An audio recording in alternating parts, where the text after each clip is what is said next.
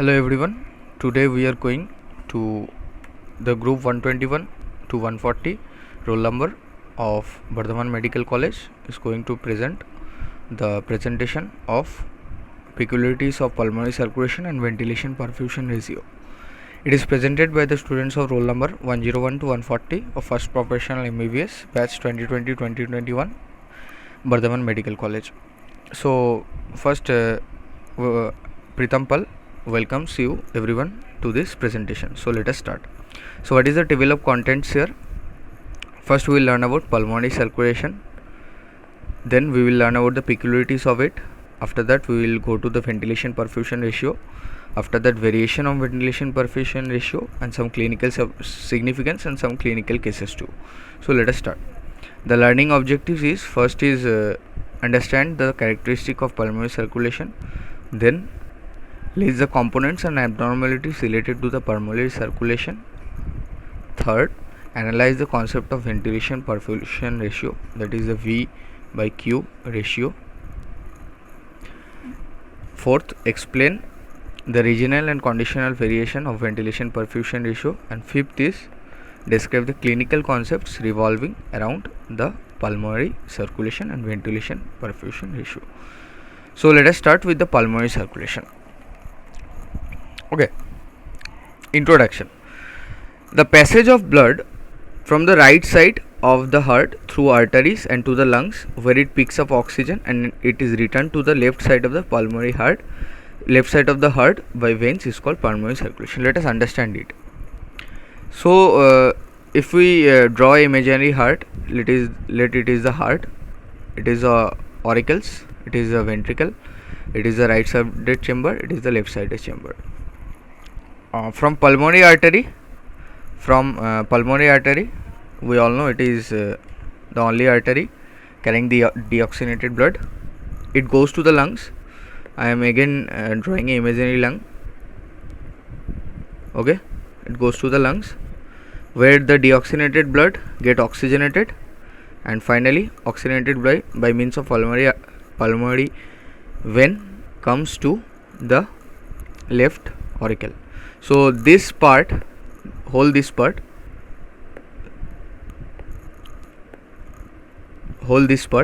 is the pulmonary circulation. If we see the diagram, we can clearly see that first from the right auricle the blood is going. This is the deoxygenated blood is going to the lungs, and in lungs it get oxygenated, and finally the oxygenated blood comes to the left auricle. So this pathway, and represented by the black line, is nothing but the pulmonary circulation.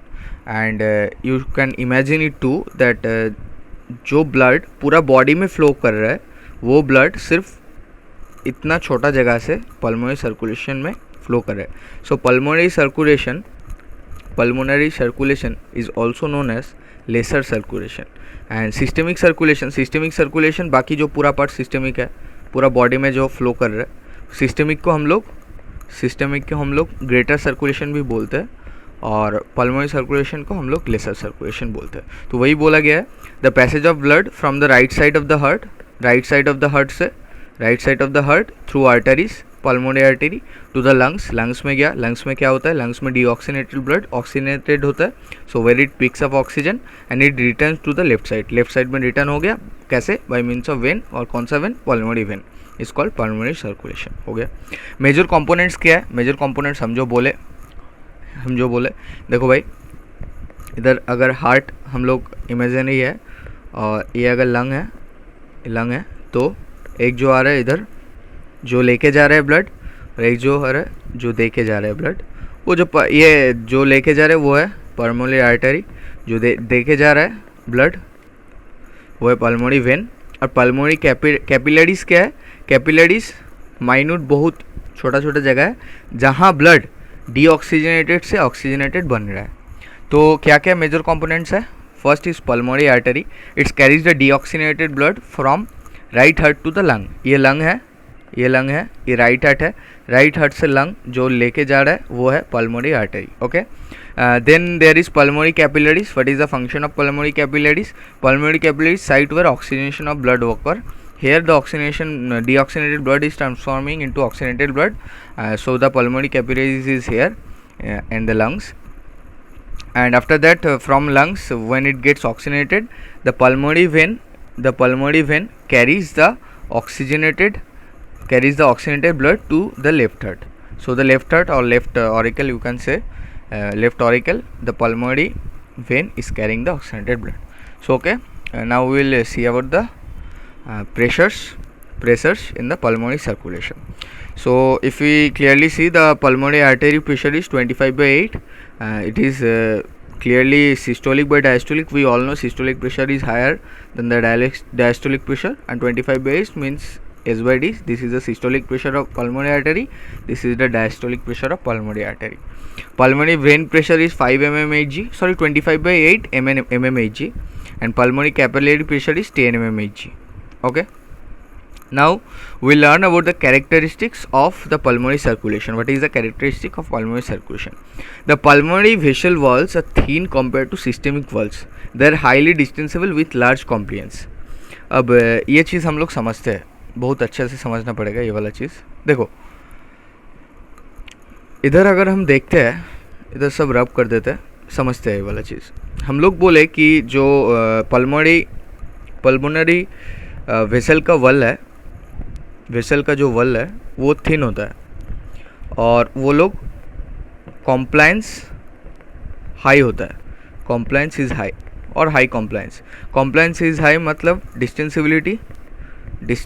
Compliance क्या होता है? Compliance English में भी use होता है. Compliance is nothing but डिस्टेंसिबिलिटी, और भी easy भाषा में अगर बोलते हैं तो एक्सटेंसिबिलिटी, मतलब कितना एक्सटेंड कर सकता है. हम लोग इलास्टिसिटी पढ़े थे नीट के लिए, तो इलास्टिसिटी से रिलेटेड है एक्सटेंसिबिलिटी. ठीक है, ये हाई होता है, बहुत ज़्यादा होता है. अब हमको एक चीज़ ये समझना पड़ेगा कि ब्लड जो पल्मोनरी सर्कुलेशन में सिर्फ इतना छोटा पार्ट है, इधर पल्मोनरी सर्कुलेशन ख़त्म, और बाकी जो पूरा पार्ट है, बाकी पूरा बॉडी में जो only heart to lung to heart, ये होता है, सिर्फ इतना होता है पल्मोनरी सर्कुलेशन. हाँ, तो रेस्ट जो फुल बॉडी होता है वो is a part of, I have tailed already, systemic circulation, systemic और ग्रेटर सर्कुलेशन. तो पूरा बॉडी में जितना ब्लड फ्लो कर रहा है, इधर पूरा बॉडी में जितना ब्लड फ्लो कर रहा है, वो फ्लो कर रहा है सिर्फ heart to lung and then to heart by pulmonary artery और पल्मोनरी वेन. तो अगर पल्मोनरी वेसल थिन और कॉम्प्लियंस हाई अगर नहीं होता तो उतना एकोमोडेट कैसे करता? कॉम्प्लियंस हाई होने का मतलब एक्सटेंसिबिलिटी हाई होगा. एक्सटेंसिबिलिटी हाई होने का मतलब कि एकोमोडेट ज़्यादा कर पाएगा. अब एकोमोडेट अगर कम होता तो कैसे इतना जो पूरा सिस्टेमिक सर्कुलेशन और ग्रेटर सर्कुलेशन, पूरा बॉडी का जो ब्लड वो इतना छोटा पार्ट में कैसे रहता है? ये कैसे रहता है? The logic is they are thin, and so they are thin, so their compliance is high, and compliance is high means distensibility or extensibility is high. We understood it. And after that, pulmonary circulation is low pressure, low resistance, low होगा ये, low resistance and high capacitance system. देखो भाई, extensibility जब high हो रहा है, extensibility high मतलब extend करके इतना हो सकता है. तो अब हमको एक चीज़ बता दीजिए आप लोग कि इधर तुम्हारा प्रेशर ज़्यादा होगा कि इधर ज़्यादा प्रेशर होगा? सेम अमाउंट ऑफ ब्लड, इधर प्रेशर ज़्यादा होगा कि इधर? ऑब्वियसली इधर प्रेशर ज़्यादा होगा, इधर प्रेशर कम होगा, because as it is more extensible, the same amount of blood spreads here, and which ultimately reduces the pressure. So we understood pulmonary circulation is a low pressure system, and low pressure होने के कारण ही low resistance भी होता है. इधर resistance ज़्यादा होगा, इधर रेजिस्टेंस ज़्यादा होगा, इधर रेजिस्टेंस कम होगा. ठीक है, low resistance and high capacitance. Low resistance अगर लो होता है तो हाई कैपेसिटेंस तो होगा ही, high capacitance system. This is to accommodate, why this is, हम बोले क्या, this is to accommodate the cardiac output that lung receives for oxygenation of blood. पूरा बॉडी में जितना ब्लड फ्लो कर रहा है, पूरा बॉडी में वो सिर्फ flow, that is the systemic circulation that is flowing through the pulmonary circulation too. So to accommodate that great amount of blood, they have low pressure, they have low resistance, they have high capacitance, they have thin vessel walls, and they have high compliance, and they are distensible. We understood it. So let us move into the next. What is pulmonary vascular resistance? This is usually calculated using the formula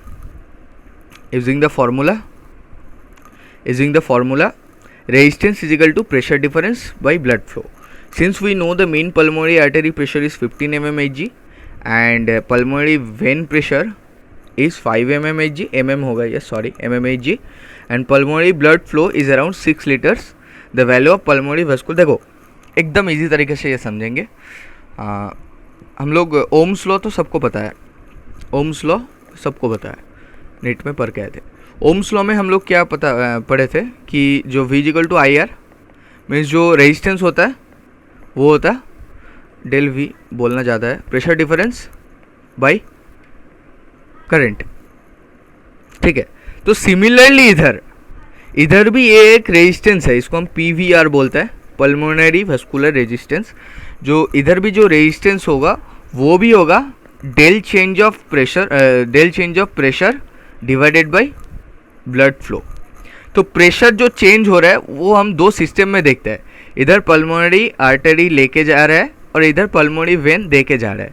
तो pulmonary artery का जो pressure है वो इधर clearly mention हुआ है 15. ठीक है, पल्मोनरी आर्टरी का प्रेशर, और पल्मोनरी वेन का भी जो प्रेशर दिया है वो क्लियरली मेंशन दिया है 5, और जो ब्लड फ्लो ये भी क्लियरली दिया है 6. तो हम लोग करते हैं 15, तो P2 minus P1 by F. P2 कितना होगा, जगह थोड़ा ठीक है इधर देख कर लेते हैं. P2 जो है 15 है, P1 जो है 5 देख लेते हैं. ये देखो ये 15 mmHg था, पल्मोनरी आर्टरी का प्रेशर, पल्मोनरी वेन का प्रेशर है 5 mmHg, और ब्लड फ्लो कितना कर रहा है, ब्लड फ्लो कर रहा है बाई 6. अब ये mmHg, और ये क्या लीटर पर मिनट. ठीक है, तो 10/6 मीन्स 1.7 mmHg पर लीटर पर मिनट.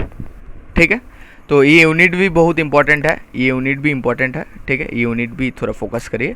तो we found that the PVR comes to be 1.7 mmHg and the unit will be per liter per minute. Okay, चलिए. So easily calculated, we have already calculated it, and the normal pulmonary vascular resistance is 1.7 mmHg per liter per minute. We have understood it. Now pulmonary capillary movement. What is pulmonary capillary movement? Very important concept. Since the pulmonary capillary pressure is 10 mmHg and the colloid oncotic pressure is 25 mmHg, the difference between them drives the fluid out of the alveoli into the pulmonary capillaries. हमको भी पता है, कुछ समझ नहीं आया, चलो समझते हैं, रब कर देते हैं. ये जो है ये एक कैपिलरी है, ये जो एक है ये कैपिलरी है. ठीक है, ये पूरा एक कैपिलरी है. कैपिलरी तो हमको पता है, suppose this is alveoli, the capillary उसका साइड से जाता है. ठीक है, कैपिलरी में अगर ये कैपिलरी है, कैपिलरी में एक फ्लूइड जा रहा है. ठीक है, कैपिलरी में फ्लूइड जा रहा है.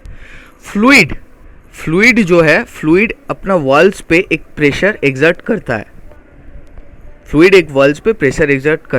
ठीक है, फ्लूइड एक वॉल्स पे प्रेशर एग्जर्ट करता है. ठीक है, तो वो जो प्रेशर एग्जर्ट कर रहा है उसको ही हम लोग हाइड्रोस्टैटिक, देखो हाइड्रो मीन्स फ्लूइड के लिए जो hydrostatic pressure means due to fluid, hydrostatic P for pressure due to fluid. तो हाइड्रोस्टैटिक जो प्रेशर है देखो उसका रिजल्टेंट जो होगा इस साइड होगा. वाई? बिकॉज जो फ्लूइड है वो इस साइड एक प्रेशर एग्जर्ट कर रहा है. But we have to consider another great important pressure too, and that is nothing but, देखो भाई फ्लूइड जैसे है, प्रोटीन के अंदर मेनली एल्बुमिन तो है ही, फ्लूइड जैसे है एल्बुमिन तो है ही, प्रोटीन है ही, तो मतलब सॉल्वेंट मॉलिक्यूल भी प्रेजेंट है. अब सॉल्वेंट मॉलिक्यूल इधर प्रेजेंट है, for this reason due to osmosis other water और other fluid will come to go inside, आना चाहेगा ना, क्योंकि ऑस्मोसिस में क्या होता है, सपोज ऑस्मोसिस का बेसिक कॉन्सेप्ट और एक बार रिवाइज कर लेते हैं। ये semi permeable SPM, semi permeable membrane. Suppose इधर सॉल्वेंट मॉलिक्यूल ज़्यादा है, सॉरी सॉल्यूट मॉलिक्यूल ज़्यादा है, इधर सॉल्यूट मॉलिक्यूल कम है, तो solvent molecule will come from here to here. Similarly here the solvent molecule is greater, तो the solute molecule inside the capillary is greater. Solvent will, देखो भाई अच्छे से समझते हैं, ये जो रेड कलर का है solute molecule, solute inside capillary is more, so solvent molecule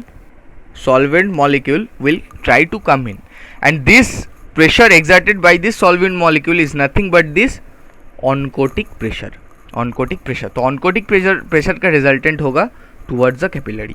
तो अगर हम लोग दो प्रेशर को मापते हैं तो हम लोग को दिखाई देगा कि जो इंटरस्टिशियल जो पल्मोनरी कैपिलरी प्रेशर है वो होगा 10 mmHg और जो ऑनकोटिक प्रेशर है 25 mmHg, means this comes to be 25 mmHg and this comes to be 10 mmHg. So the resultant will be towards the capillary, capillary of 15 mmHg resultant. ये vector का basic concept तो पता ही है कि ये अगर ए वेक्टर है, ये वी वेक्टर है, resultant vector A vector minus V vector, ठीक है, ये तो समझ आ गया। तो जो रिजल्टेंट होगा हम लोग का टुवर्ड्स द कैपिलरी है, ये एल्वोली है, ये कैपिलरी है, ठीक है, कैपिलरी है, तो टुवर्ड्स द आया। तो इससे हम लोग क्या डिसिफर हम लोग बाद में एडिमा पढ़ेंगे, उधर हम लोग को समझ आ जाएगा कि रिजल्टेंट टुवर्ड्स द कैपिलरी है, इसलिए फ्लूइड का movement restricted inside the capillary है।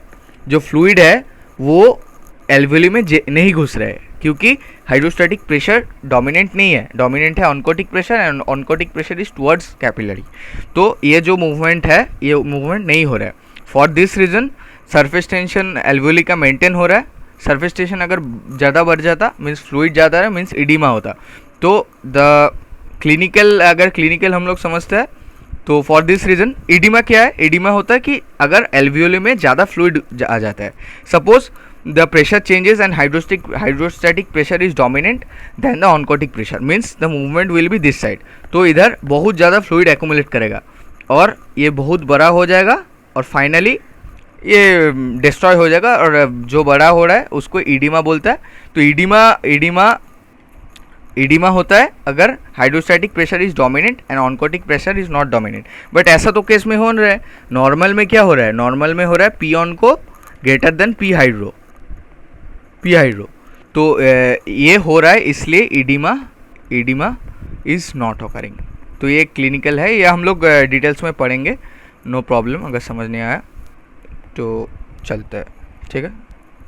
तो पल्मोनरी कैपिलरी फ्लूइड मूवमेंट समझ आ गया। Since the pulmonary capillary pressure is 10 mmHg as I told, and the colloid oncotic pressure is 25 mmHg, the difference between them drives the fluid out of the alveoli into the pulmonary capillaries. देखो resultant ऐसे था, resultant इस side था, तो एल्वियोलियो से निकल के आ रहा है पल्मोनरी कैपिलरीज में। ये कैपिलरी है, ये एल्वियोली है।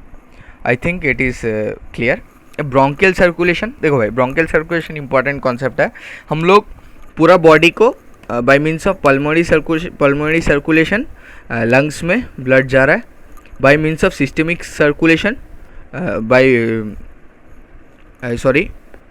By means of systemic circulation पूरा बॉडी में ब्लड जा रहा है।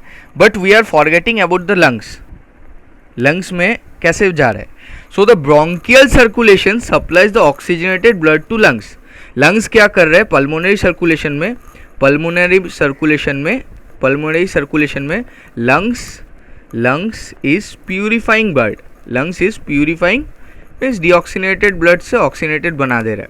बट लंग्स को खुद को भी तो ऑक्सीनेटेड ब्लड लगेगा अपना काम करने के लिए, लंग्स को खुद को भी तो ऑक्सीनेटेड ब्लड लगेगा। वो कहाँ से आ रहा है, वो आ रहे ब्रोंकियल सर्कुलेशन से। So bronchial circulation supplies oxygenated blood to the lungs through bronchial arteries.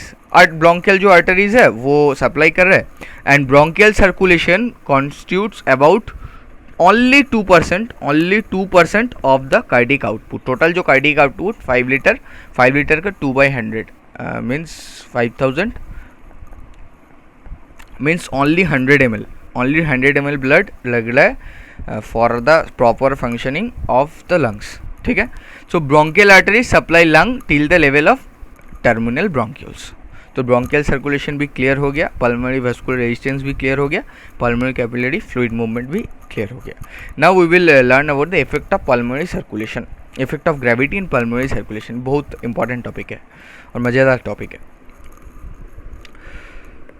Blood flow in the upright lung is influenced by gravity.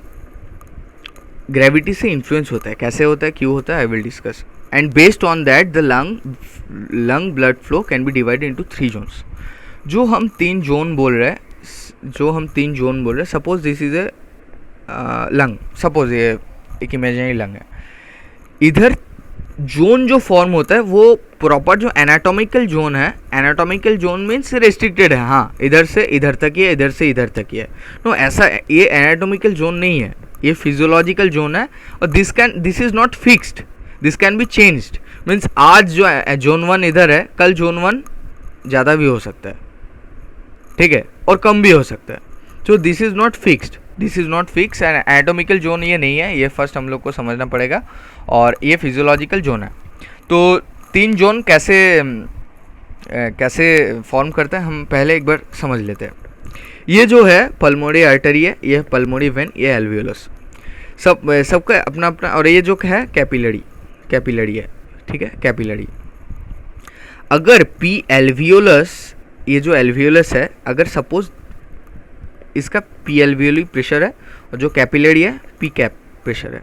If the P alveoli is dominant over P cap, what it will do, ये निचोड़ लेगा इसको, ये निचोड़ लेगा, constrict कर जाएगा, उसको दाब देगा. जो कैपिलरी है, ये जो कैपिलरी है, थोड़ा अच्छे से समझिए, ये जो कैपिलरी है बाहर है alveolus, suppose alveolar pressure is more, then क्या होगा, एल्वियोली विल कॉन्स्ट्रिक्ट करके इसको दाब देगा, निचोड़ लेगा. जो कैपिलरी है, एल्वियोलस का प्रेशर अगर ज़्यादा होता है, एल्वियोली कैपिलरी को निचोड़ लेगा, दाब देगा. ठीक है. तो when blood will flow, blood flow कैसे करेगा, अगर कम होता है, तो अगर निचोड़ लेता है तो blood will not flow. Very simple, blood will not flow. तो when blood will flow, when P capillary is dominant and it is more than P alveoli, blood will flow. ठीक है, blood will flow, very easy. तो अब लोग 3 zone होता है, वो 3 zone समझेंगे. फर्स्ट हम लोग समझते हैं फर्स्ट जोन कैसे फॉर्म होता है. Suppose this is the heart, this is the means दो, देखो 4 chamber, 2 auricle, 2 ventricle. This is the imaginary heart और this is the imaginary lung. First case में 3 जोन जो होता है, जोन 1, जोन 2, कैसे हो रहा है हम एक्सप्लेन करें, जोन 3. ठीक है, 1 सेकेंड. जो फर्स्ट केस हो रहा है, इधर जो है, इधर जो एपेक्स, ये ये लंग्स का एपेक्स है और ये लंग्स का बेस है. कोई भी एक ट्राइंगल का, जो ट्राइंगल का एपेक्स बेस होता है, एपेक्स मतलब ऊपर और बेस मतलब नीचे. ठीक है, एपेक्स बेस. जो एपेक्स में जा रहा है, जो ब्लड जा रहा है, ये कैपिलरीज है. एपेक्स में कैपिलरीज ब्लड लेके जा रहा है लंग्स का. ठीक है. इधर कैपिलरीज को अगेंस्ट द ग्रेविटी, हार्ट को अगेंस्ट द ग्रेविटी पंप करना पड़ रहा है. तो हार्ट को अगर अगेंस्ट द ग्रेविटी पंप करना पड़ रहा है, तो उसको, तो रिजल्टेंट वही होगा, जो P of capillaries in the apex होगा, P of capillaries in the apex will be less. क्योंकि एक चीज़ हमको समझो, सपोज एक स्टेयर है, दोनों स्टेयर है. ठीक है, सॉरी, हम लोग को ऊपर जाने में दिक्कत होगा क्या, नीचे आने में? ऑब्वियसली ऊपर जाने में दिक्कत होगा, हिंडर्ड होगा.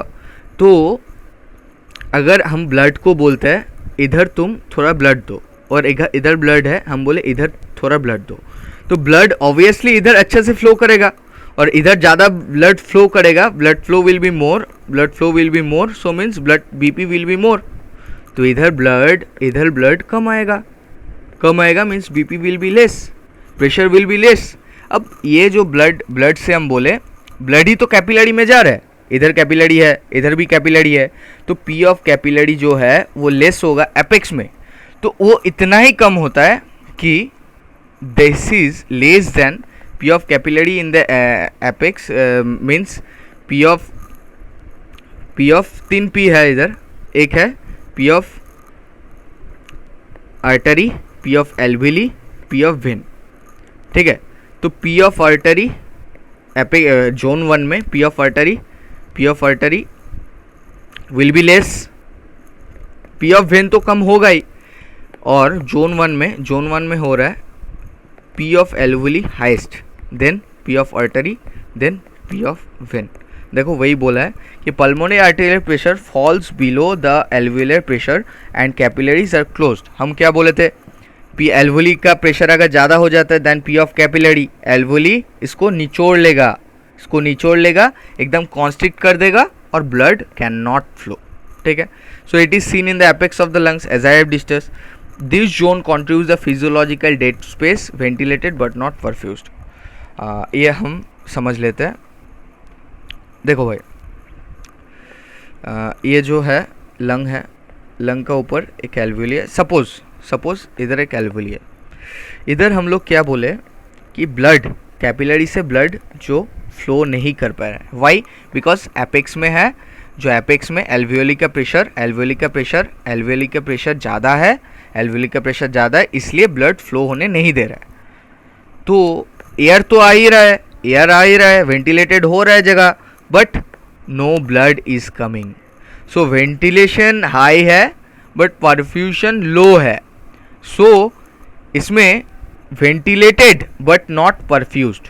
तो ऐसा कोई भी स्पेस जहाँ वेंटिलेशन हाई है बट परफ्यूशन नहीं हो रहा है, इसमें परफ्यूशन अगर बोलते हो जीरो ही है, परफ्यूशन हो ही नहीं रहा है, कोई ब्लड आ ही नहीं रहा है, तो वेंटिलेशन ज़्यादा है बट परफ्यूशन कम है, तो इसको हम लोग बोलेंगे physiological dead space. Very important, physiological dead space, ये कॉन्सेप्ट है। और एक चीज़ बोलते हैं, जो ये जो 3 जोन हम लोग का है, it is determined by the hydrostatic pressure and the alveolar pressure. Hydrostatic pressure इधर क्या है, hydrostatic pressure is due to the gravity here. Gravity का कैसे असर हो रहा है जोन 2 और जोन 3 में हम लोग समझते हैं। तो जोन 1 में हुआ कि हम लोग का जो पी एल्वियोलर वो सबसे ज़्यादा रहा, उसके बाद पी आर्टरी, उसके बाद पी वेन, ठीक है, venous pressure, artery pressure. Zone 2 में और जोन 1 जो है एकदम ऊपर, suppose this is a lung, एकदम ऊपर, ये जो है जोन 1 एकदम एपेक्स में, ठीक है। उसके बाद जोन 2 में आता है। जोन 2 जो है मिडिल वाला जोन, उसमें क्या हो रहा है, थोड़ा इंपॉर्टेंट है मिडिल वाला जोन। उसमें जो पी एल्वियुलर प्रेशर है, देखो भाई, जितना नीचे जाएगा इफेक्ट ऑफ ग्रेविटी उतना बढ़ेगा, इफेक्ट ऑफ ग्रेविटी जितना बढ़ेगा उतना हार्ट का कम दिक्कत होगा हार्ट पंप करने में। अब जब सेम लेवल अब देखो थोड़ा सा ऊपर है, मीन्स दिक्कत होगा, हार्ट को दिक्कत होगा अगेंस्ट ग्रेविटी ब्लड पंप करने में, इधर दिक्कत कम होगा। तो दिक्कत के बाद अगर करते हैं तो प्रेशर जो है इधर बहुत गिर गया था, ग्रेविटी के कारण ऊपर बहुत गिर गया था, बट इधर गिरेगा बट कम गिरेगा। सो द प्रेशर अगर हम देखते हैं वैसे करके, अगर प्रेशर देखते हैं, जो पी एल्वियोली का pressure during systole means ventricles का जो प्रेशर, आर्टीरियोल्स का जो प्रेशर वो ज़्यादा हो जाएगा, बट वेंट्रिकल का प्रेशर कम ही रहेगा। So the P artery wins over the P alveolus, P artery wins over the P alveolus but not over the P venous. So blood will flow, intermittent blood flow होगा, blood हर time flow नहीं करेगा। Blood flow कब होगा, during systole में ऐसे ही pressure ज़्यादा रहता है, आर्टेरियोल का प्रेशर ज़्यादा होगा, ब्लड फ्लो करेगा एल्वियोलर से। देखो भाई क्या होगा, सिस्टोल के टाइम ब्लड फ्लो होगा, बिकॉज सिस्टोल के टाइम ब्लड फ्लो होगा क्योंकि एल्वियोलस का प्रेशर तब कम है with respect to P arteriolar. But systole के बाद जब डायस्टोल होगा तब ब्लड फ्लो नहीं करेगा क्योंकि तब फिर P alveolus is greater than P venous और ये पी एल्वियोलस ज़्यादा हो जा रहा है और डोमिनेट कर रहा है। तो वही बात है, देखो इधर वही लिखा है, here pulmonary arterial pressure exceeds the alveolar arterial pressure, सिर्फ P art greater than P alveolar greater than P vein, but still the venous pressure is still less the alveolar pressure. देखो भाई वही हम बोले, it is characterised by intermittent blood flow और इसको waterfall effect भी बोलते हैं और it is seen in the middle part of the lung. देखो भाई middle part of the lung में हम बताया middle part of the lung, ठीक है। तो जोन 1 हो गया, जोन 2 हो गया। अब जोन 3 क्या होता है, जोन 3 में देखो ग्रेविटी, अब देखो अब जो ब्लड पंप कर रहा है, अब जो ब्लड पंप कर रहा है वो टुवर्ड्स ग्रेविटी, मीन्स ब्लड को कोई दिक्कत ही नहीं होगा। ये अपस्टेयर्स फार्मूला था, ये अपस्टेयर्स था, ये डाउनस्टेयर्स है। डाउनस्टेयर्स जाने में हम लोग को कभी कोई दिक्कत होता है, कभी दिक्कत नहीं होता है। तो हार्ट को भी दिक्कत नहीं होगा ब्लड पंप करने में। हार्ट बहुत ज़्यादा ब्लड पंप कर पाएगा और जो प्रेशर है बहुत ज़्यादा इंक्रीज करेगा। तो इधर पी एल्वियोली कोई मतलब कुछ प्रेशर ही नहीं दे पाएगा और जो पी वेनस प्रेशर जो पी आर्टरी का जो प्रेशर वो highest, after that P venous and even P venous से भी कम P alveolar. So regular blood flow होगा, कोई दिक्कत नहीं होगा। तो वही इधर बताया हुआ है कि pulmonary artery pressure exceeds the pulmonary venous pressure which exceeds the alveolar pressure. It is characterized by continuous blood flow. It is seen in the base of the lungs. ये जो है इतना तक जोन 3। जोन 3 ज़्यादा होता है, zone 1 एकदम apex में और जोन 2 थोड़ा सा जगह में और जोन 3 मैक्सिमम पार्ट होता है लंग्स का, ठीक है। हम लोग को समझ आ गया I think. Zone 1, zone 2, zone 3, effect of gravity in pulmonary circulation. Just याद रखना कि 2 डिटरमिनिंग चीज़ है, एक है एल्वियोलर प्रेशर और एक है effect of gravity means hydrostatic pressure. Hydrostatic pressure जितना नीचे जाओगे हाइड्रोस्टैटिक प्रेशर उतना बढ़ेगा क्योंकि ग्रेविटी और हार्ट को पंप करने में उतना इजी होगा। हार्ट जितना इजीली पंप कर पाएगा उतना ज़्यादा ब्लड जाएगा, जितना ज़्यादा ब्लड जाएगा प्रेशर उतना बढ़ेगा। और इधर जो है इधर पी एल्वियोली सबसे ज़्यादा, then P arterial, then P venous. So इधर नो ब्लड फ्लो।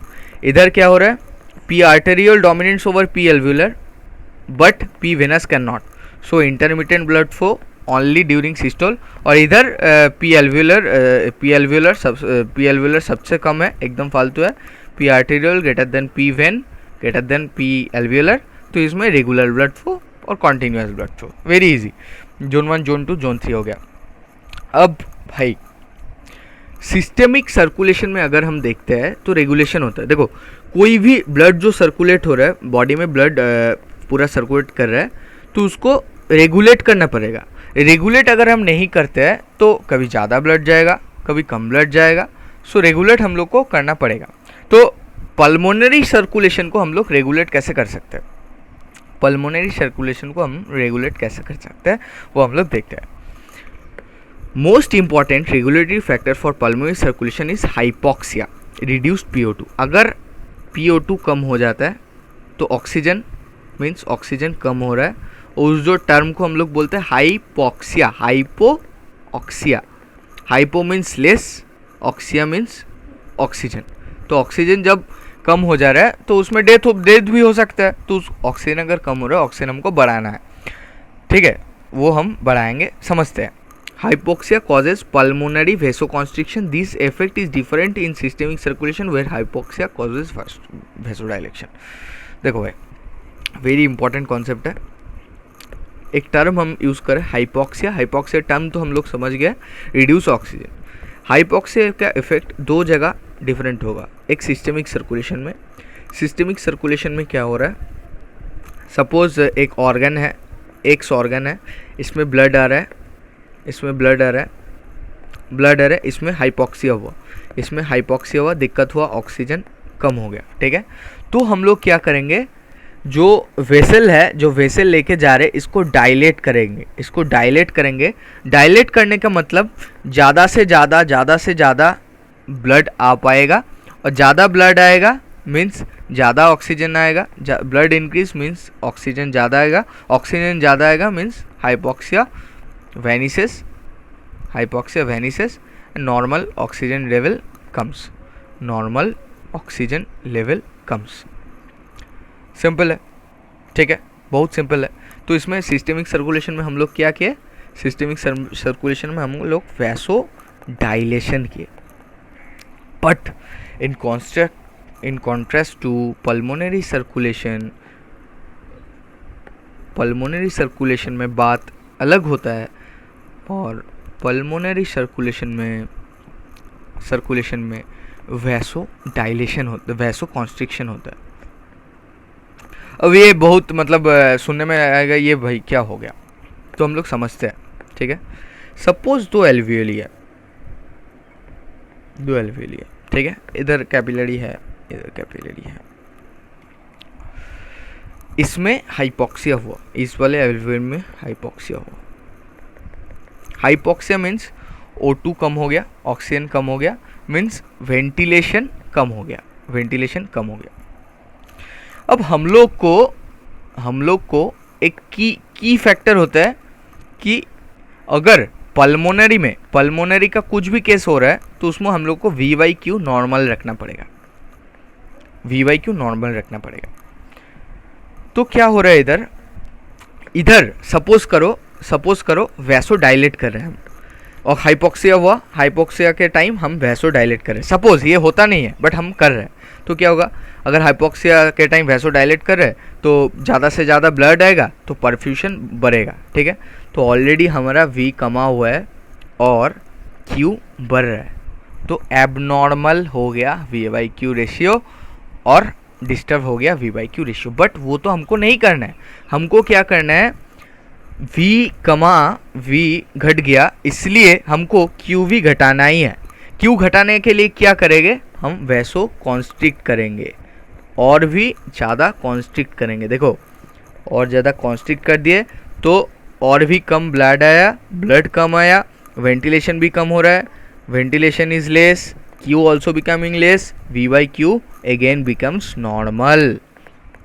तो और तुम इस साइड से सपोज करो हम लोग को VYQ नॉर्मल रखना है ना, VYQ नॉर्मल रखना है, तो V वेंटिलेशन कम हो गया, मीन्स हाइपोक्सिया में वेंटिलेशन कम हो गया, तो अगर हम Q बढ़ा देते हैं वैसो डायलेट करके तो एबनॉर्मल, और भी एबनॉर्मल ज़्यादा रेशियो हो जाएगा।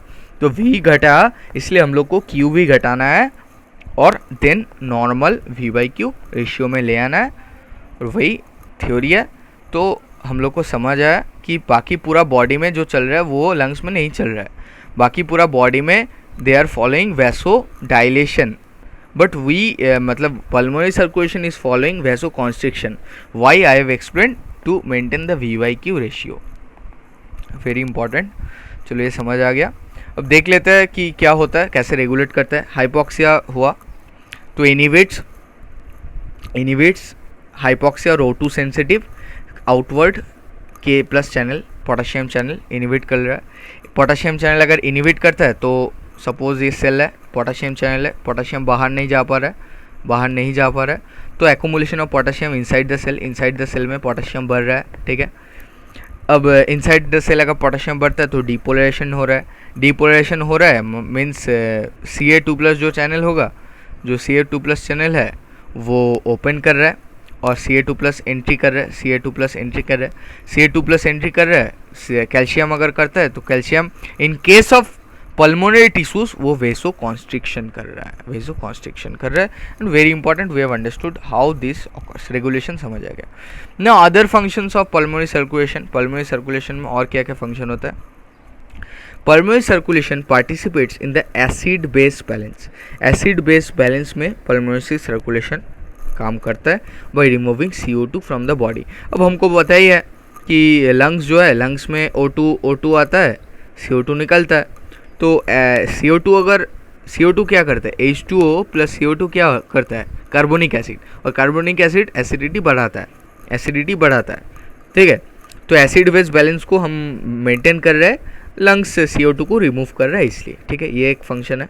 Other function pulmonary circulation can store 500 ml of blood that act as reservoir.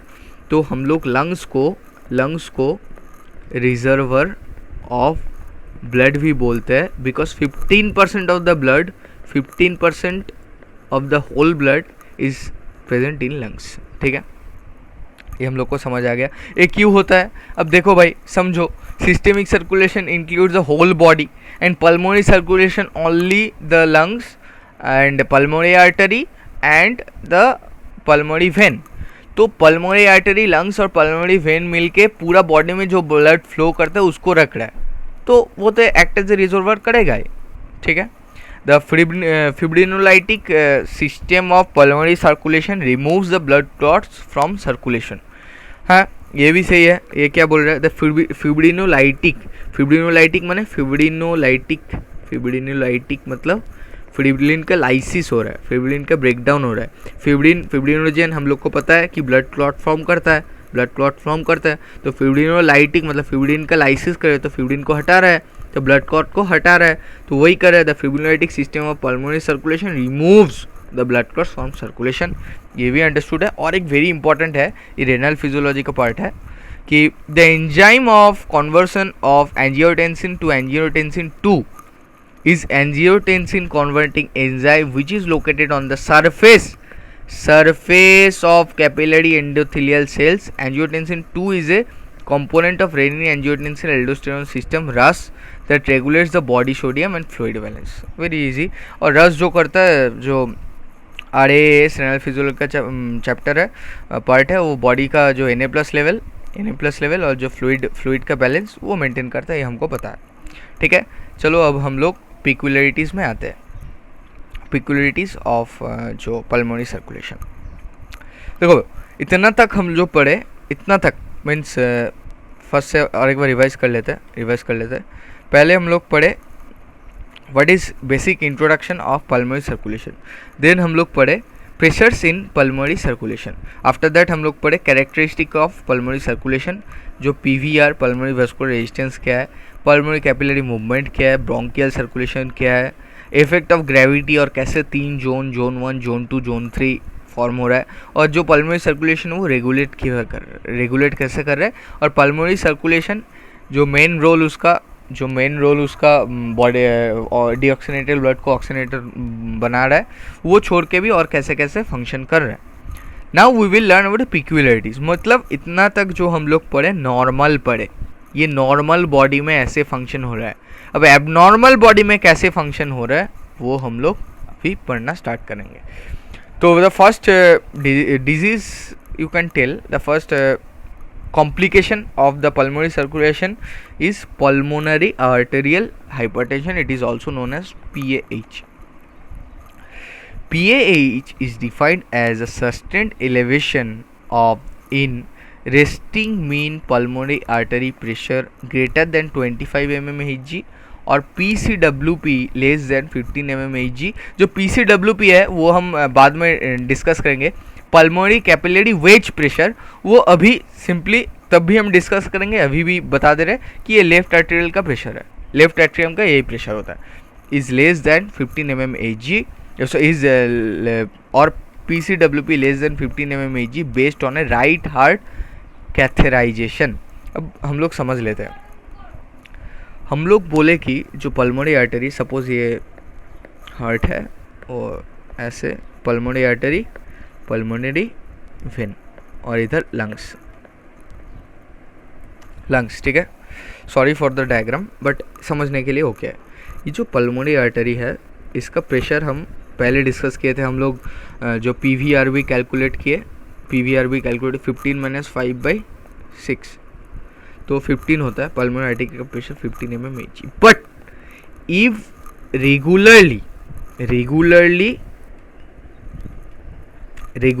ये 25 से ज़्यादा है, रेगुलरली 25 से ज़्यादा है, और आफ्टर एक्सरसाइज 30 से ज़्यादा है, then the individual have pulmonary arterial hypertension, PAH। ठीक है, चलो PAH का is characterised by abnormal proliferation of vascular smooth muscle and endothelial cell. This is due to, क्यों होता है, mutation in BMP receptor 2, hypoxia induced activation of hypoxia inducible factor 1 alpha और etcetera. ठीक है, अब ये हम एक अच्छे से समझते हैं।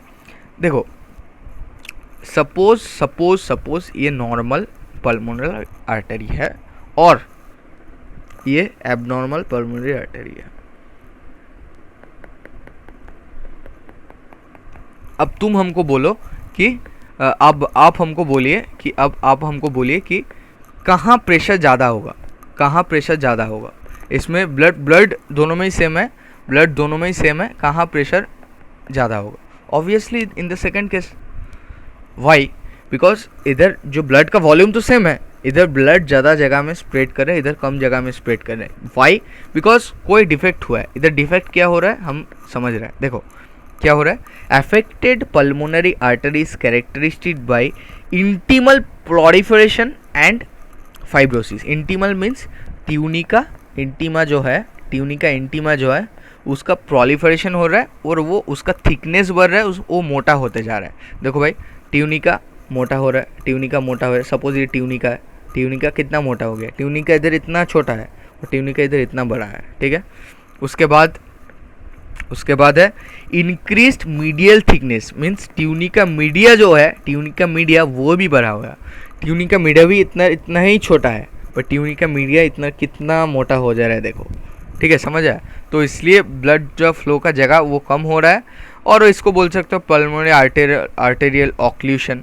अब ये सब के लिए क्या हो रहा है, जो एंडोथेलियम टिश्यू जो है, इधर एंडोथेलियम टिश्यू ये सब बर्बाद हो जा रहा है, इतना प्रेशर ज़्यादा हो रहा है, प्रेशर ज़्यादा होकर हिट कर रहा है, ज़्यादा हिट कर रहा है, मीन्स प्रेशर ज़्यादा हो रहा है, तो एंडोथेलियल जो टिश्यू वो डैमेज हो रहा है और इसके कारण पल्मोनरी एंडोथेलियल डिसफंक्शन हो रहा है।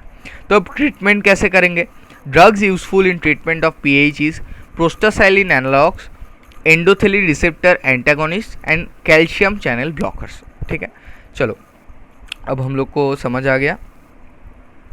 हम और एक क्लिनिकल में आएंगे और वो है पल्मोनरी एडिमा, और वेरी इंपॉर्टेंट है पल्मोनरी एडिमा एकदम अच्छे से समझेंगे। चलिए, pulmonary oedema develops when excess of free fluid accumulates in the interstitial places and alveoli. Suppose एक एल्वोली है, ये एक एल्वोली है। ठीक है, एल्वोली में बाहर से फ्लूइड है तो क्या होगा, एल्वोली बड़ा हो जाएगा और इसको ही हम लोग ईडिमा बोलते हैं। Oedema is nothing but accumulation of fluid. एकदम इजी भाषा में एक्यूमुलेशन ऑफ फ्लूइड। अब एक्यूमुलेशन ऑफ फ्लूइड क्यों होता है? Caused by increased capillary hydrostatic pressure. देखो भाई, I have already explained here capillary hydrostatic pressure क्या होता है। कैपिलरी हाइड्रोस्टैटिक प्रेशर, इधर हम capillary hydrostatic pressure already discuss कर दिया है एक बार।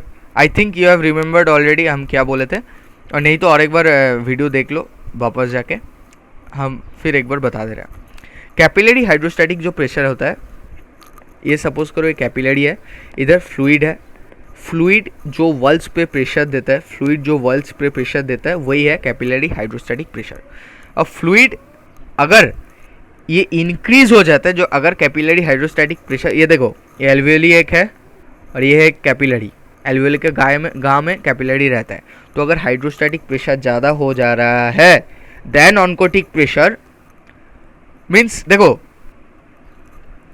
ये जो है इस साइड जो है, ये जो खेल है इधर, एक है हम लोग का कैपिलरी प्रेशर का, एक है हम लोग का ऑन्कोटिक प्रेशर का। ऑन्कोटिक प्रेशर अभी तक विन कर रहा था, तो इसलिए ईडिमा नहीं हो रहा था, इसलिए फ्लूइड इस साइड नहीं जा पा रहा था। But in this case the capillary hydrostatic pressure is increased and oncotic pressure is also decrease. Means ये जो प्रेशर है ये तो इंक्रीज कर रहा है, ये जो प्रेशर है ये भी डिक्रीज कर रहा है। Means the resultant would be on this side and lots and lots of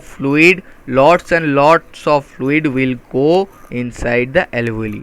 okay, और इंक्रीज्ड एल्वुलर सरफेस टेंशन। अब हमको पता है भाई वाटर का सरफेस टेंशन ज़्यादा होता है, वाटर का सरफेस टेंशन क्या फ्लूइड का सरफेस टेंशन ज़्यादा होता है। तो फ्लूइड अगर एल्वुली में ज़्यादा आ रहा है तो सरफेस टेंशन भी एल्वियोली का बढ़ेगा, इंक्रीज एल्वियोलर सरफेस टेंशन और इंक्रीज कैपिलरी परमिबिलिटी। अगर कैपिलरी इधर तुम्हारा जो कैपिलरी है ये अगर परमिएबल नहीं होता है तो अंदर तो नहीं जा पाएगा फ्लूइड इधर ही रहता, बट कैपिलरी ज़्यादा परमिएबल हो रहा है इसलिए fluid from capillary to alveoli move कर रहा है। In case of oxidant damage, inflammatory reaction और neurogenic shocks. Okay, very important. तो कैसे पल्मोनरी एडिमा हुआ हम लोग को समझ। और एडिमा क्या है? Oedema nothing but accumulation of access fluid, accumulation of access fluid. तो एल्वियोली के अंदर देखो, पिक्चर भी देखो, ये कितना छोटा एल्वियोली है और ये कितना बड़ा हो रहा है due to accumulation of fluid.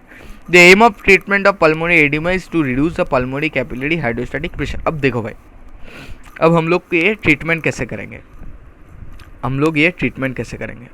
ठीक है, वेरी इंपॉर्टेंट है ये।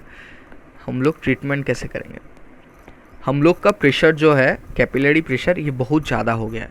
अगर इसको हम घटा देते हैं तो फिर नॉर्मल हो जाएगा, ये कम होगा, ये ज़्यादा होगा, ऑनकोटिक प्रेशर ज़्यादा होगा और नॉर्मल हो जाएगा।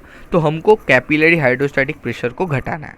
तो the aim of treatment of pulmonary oedema is to reduce the pulmonary capillary hydrostatic pressure. This is achieved by diuretics, digitalis, vasodilator। ये सभी जो है डाययूरेटिक्स नाम से ही पता चल रहा है, डायूरेसिस कम करता है। डायूरेसिस मतलब एक्सेस फ्लूइड का जो व्यापार है वो कम कर देगा, और एक्सेस फ्लूइड का जो व्यापार अगर कम कर देता है तो एडिमा कम हो जाएगा, क्योंकि एडिमा तो फ्लूइड के एक्यूमुलेशन से ही हो रहा है। तो हम लोग को समझ आ गया। अब ड्रॉनिंग मतलब बहुत बार ऐसा होता है कि हम लोग स्विमिंग में जाते हैं पर स्विमिंग हम लोग को अच्छे से आता नहीं है, हम लोग ड्रॉन आ जाता है, ठीक है, हम लोग डूब जाते हैं। तो वही जो ड्रॉनिंग है, ड्रॉनिंग दो टाइप का होता है, एक है सॉल्ट वाटर, एक है fresh water, I will discuss each and everything, no problem. तो सॉल्ट वाटर में क्या होता है? सॉल्ट वाटर में एकदम अच्छे से समझेंगे, एक बार पढ़ लेते हैं। In salt water drowning the aspirated water is hypertonic due to high Na+ and Cl- content of sea water. Hypertonic fluid in the alveoli produces pulmonary oedema. The cause of death in sea water is drowning is due to asphyxia. देखो क्या हो रहा है, salt water में क्या है, Na+ Cl- ज़्यादा है। तो Na+ Cl- जो वाटर सपोज एल्वियोली में आ रहा है, तो एल्वियोली में क्या हो रहा है, एल्वियोली में ये सॉल्यूट है, सपोज ये Na+ Cl- बहुत ज़्यादा हो रहा है, तो hypotonic, alveoli is becoming hypotonic.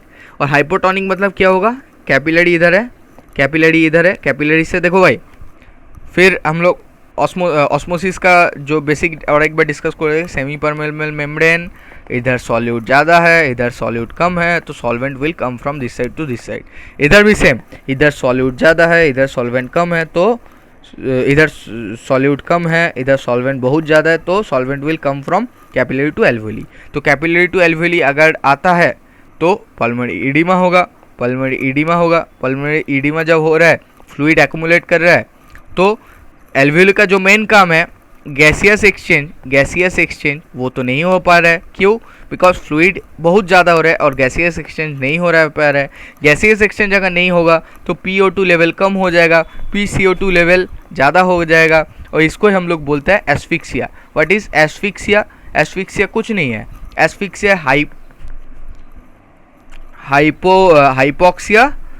Hypoxia और जो PCO2 लेवल जो इंक्रीज कर रहा है, उसको हम लोग बोलते हैं, वेरी इजी है, हाइपोक्सिया जो है वो है PO2 देखो इधर PO2 डिक्रीज कर रहा है, PCO2 बढ़ रहा है, वही PO2 हाइपोक्सिया है, और ये क्या है, हाइपर कैप्निया। देखो जैसे ऑक्सिया बोल रहे हैं वैसे ही कैप्निया है। Hypercapnia means, hyper means more, capnia means PCO2 level और CO2 लेवल। तो हाइपर कैप्निया भी हो रहा है, हाइपोक्सिया भी हो रहा है, दोनों मिला के हम लोग बोलते हैं एस्फिक्सिया। तो एस्फिक्सिया के कारण डेथ हो जाता है पर्सन का इन सॉल्ट वाटर ड्रॉनिंग। तो सॉल्ट वाटर ड्रॉनिंग हम लोग समझ गए, ठीक है। अब हम लोग फ्रेश वाटर ड्रॉनिंग समझेंगे। फ्रेश वाटर ड्रॉनिंग और भी ईजी है समझना। क्या हो रहा है, देखो fresh water drowning, the aspirated water enters the alveoli from there into the pulmonary capillary blood because of low capillary hydrostatic pressure and high oncotic pressure, ठीक है।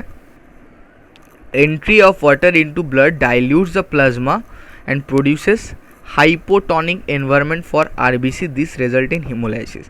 Hemolysis in turn causes hyperkalemia and hyponatremia. Ventricular fibrillation occurs due to hyperkalemia and hypoxemia. अब ये थोड़ा ऐसे समझना दिक्कत है, हम लोग सीक्वेंस से समझते हैं. Fresh water droning. Fresh water droning में क्या हो रहा है? वाटर बहुत ज़्यादा आ रहा है. वाटर बहुत ज़्यादा आ रहा है. वाटर बहुत ज़्यादा आ रहा है मीन्स बॉडी में वाटर कंटेंट बहुत ज़्यादा हो रहा है. बॉडी में वाटर कंटेंट ज़्यादा हो रहा है तो ब्लड कहाँ, वाटर आएगा कहाँ? वाटर आएगा तो ब्लड में. तो सपोज़ ये आरबीसी है, तो बाइकॉन्वेक्स सेफ है. इसमें बहुत ज़्यादा वाटर आ गया. इसमें वाटर आते जा रहा है, वाटर आते जा रहा है. ठीक है, तो ये क्या होगा? ये अल्टीमेटली बहुत बड़ा हो जाएगा, अल्टीमेटली बर्स्ट कर जाएगा. बर्स्ट करने में क्या होगा हम लोग को पता है. Inside cell K plus is more and outside cell Na plus is more. But जब बर्स्ट कर रहे सिनेरियो चेंज हो रहा है. इनसाइड का सेल जो कंटेंट वही आउटसाइड में चल जा रहा है. तो क्या हो रहा है भाई साहब? तो हो रहा है hyperkalaemia. Hyperkalaemia means increase K plus. और हाइपोनेट्रीमिया क्यों? हाइपोनेट्रीमिया ऑपोजिट तो हो गए, डिक्रीज Na+. ठीक है, अगर हाइपरकैलेमिया और हाइपोनेट्रीमिया होता है तो हम लोग को देखा देगा एरिथमिया. एरिथमिया क्या है? Arrhythmia is nothing but irregular heart beat. और एरिथमिया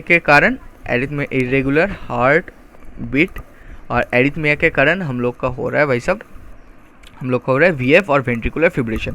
आई थिंक सीवीएस का अगर बेसिक नॉलेज है तो एरिथमिया से वीएफ हो रहा है ये पता चल जाएगा. और बात वही है, हम जो हेमोलाइसिस है, फट गया आरबीसी फट गया तो हाइपरकैलेमिया, हाइपोनेट्रीमिया हुआ. हाइपरकैलेमिया से और हाइपोऑक्सीमिया के कारण वेंट्रिकुलर फिब्रिलेशन हुआ. ठीक है, वेरी इजी.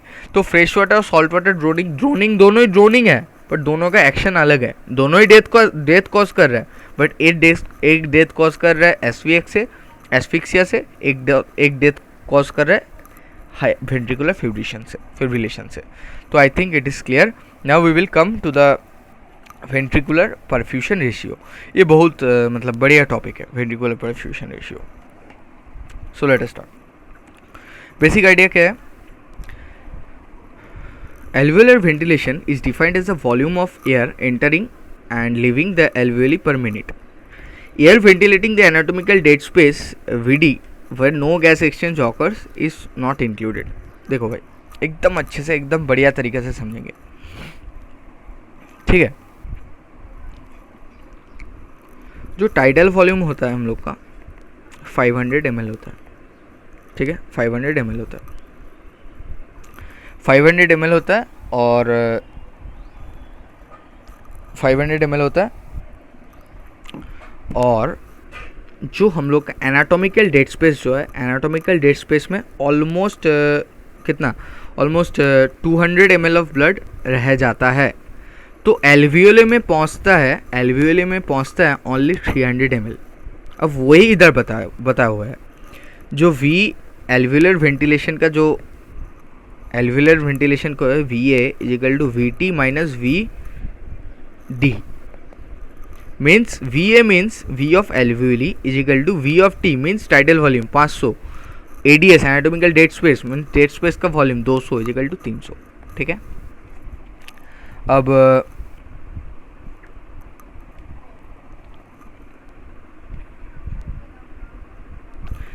वेंटिलेशन. अब परफ्यूशन क्या होता है?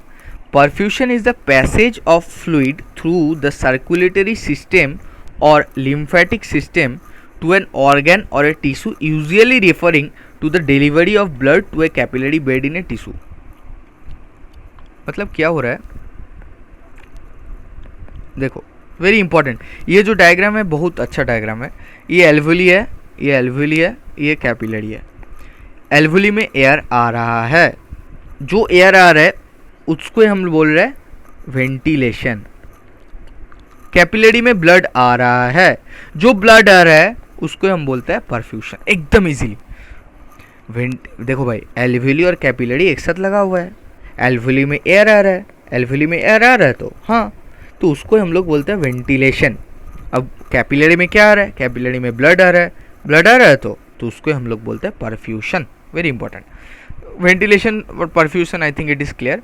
Ventilation perfusion ratio is the ratio of alveolar ventilation to blood flow in lung. In a normal individual at rest, the alveolar ventilation is 4 liter per minute and pulmonary blood flow जो होता है, जो pulmonary blood flow होता है वो होता है, देखो भाई एकदम अच्छे से समझते हैं। एल्वियोली में हम लोग का आ रहा है 300 ml ब्लड, 300 ml ब्लड आ रहा है, हम लोग को क्या चाहिए, V/Q रेशियो चाहिए।